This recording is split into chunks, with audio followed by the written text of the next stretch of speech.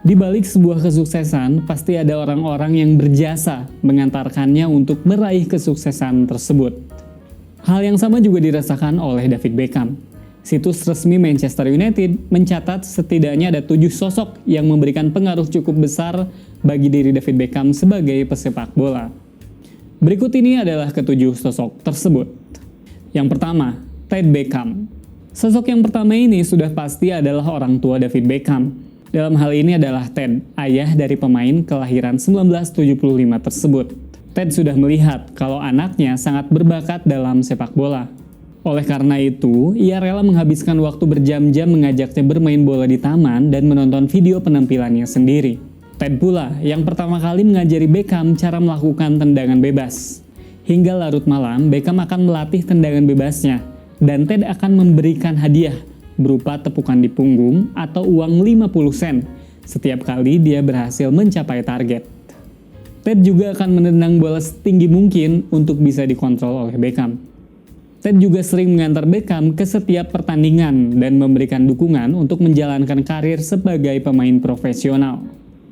Yang kedua, Stuart Underwood. Stuart adalah orang yang pertama kali melihat bakat Beckham ketika dia masih bermain di taman bersama ayahnya. Stuart kemudian mengajak Beckham untuk bermain di tim lokal, Ridgeway Rovers. Beckham menganggap Stuart sebagai sosok ayah.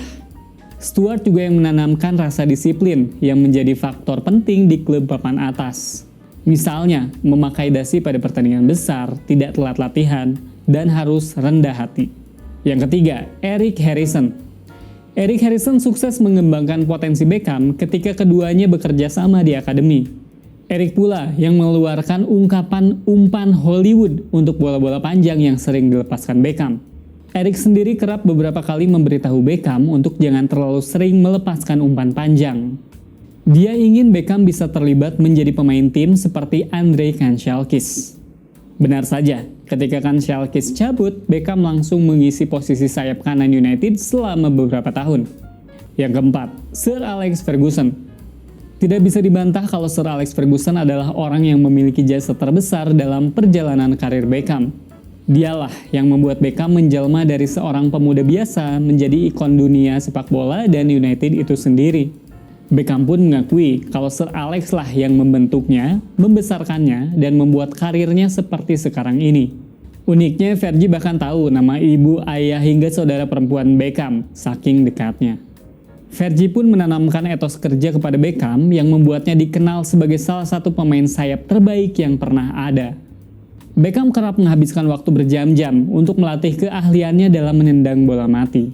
Mereka memang pernah terlibat konflik dan kerap beberapa kali mengalami perbedaan pendapat. Namun rasa menghormati dari keduanya jelas tidak perlu dipertanyakan lagi. Yang kelima, Gary Peters. Gary melatih Beckham di Preston North End. United saat itu menganggap kalau Beckham belum siap untuk naik ke tim utama. Aspek yang paling mereka soroti adalah tackle dan kemampuan memakai kepalanya. Itulah kenapa peminjaman ke Preston harus dilakukan. Awalnya Beckham suuzon kalau United ingin menyingkirkannya. Namun Gary lah yang menggertak dan membujuk Beckham untuk serius menjalankan peminjaman ini. Ia pun bermain dalam 5 laga dan membuat 2 gol, yang membuat United yakin untuk memberikan kesempatan kepadanya ke tim utama. Seminggu setelah Preston beres bermain melawan Lincoln, Beckham kembali ke United dan bermain ke tim utama melawan Leeds. Beckham juga mengakui kalau masa peminjamannya di Preston adalah salah satu masa paling menyenangkan dalam karirnya.